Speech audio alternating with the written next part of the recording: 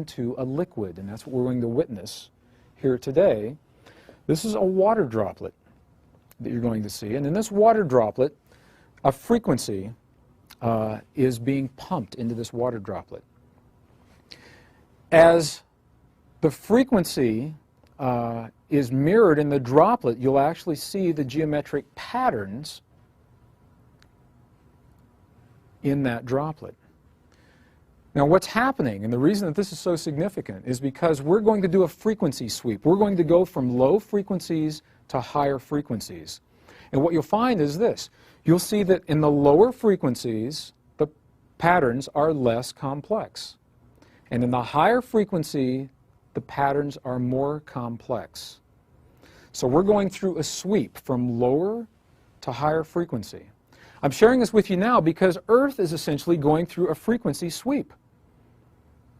Our fundamental pulse, our base pulse that has hovered around 7.8 cycles per second, now is changing. And again, there's a lot of controversy about what the change is, and we're witnessing the change. As we go through our planetary shift of this pulse, patterns of energy must change to respond to that, just as patterns of energy in this water are changing to respond to this pulse. And we'll begin with simply the concentric patterns in the water. As the frequency begins, every once in a while we'll reach a key threshold resonance, such as that moment right there. And in that key threshold resonance, the entire pattern morphed into a more complex expression of itself, simply because the frequency changed. Now watch what happens. The frequency is still increasing. And watch what happens.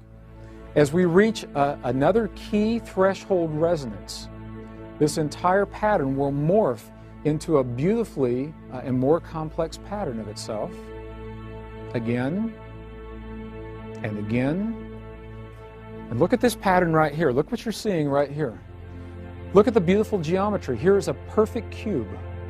There's a perfect tetrahedron, a star tetrahedron. In 2 dimensions, we've got the octahedron.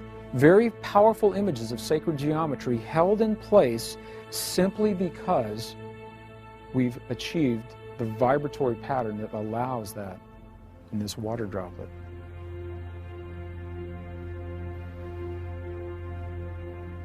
And as the vibration increases, these patterns will become more and more complex. You can see the pulse from where you are. Can you see the pulse actually in the water?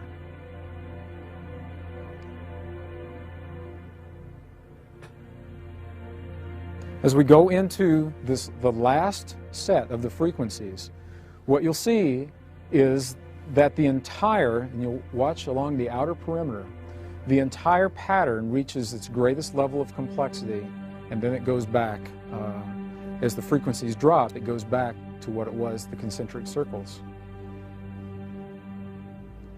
as it was originally. It almost looks alive. You know, you've been offered many times the concept that thought is vibration. Have you ever considered that emotion is vibration? Feeling is vibration.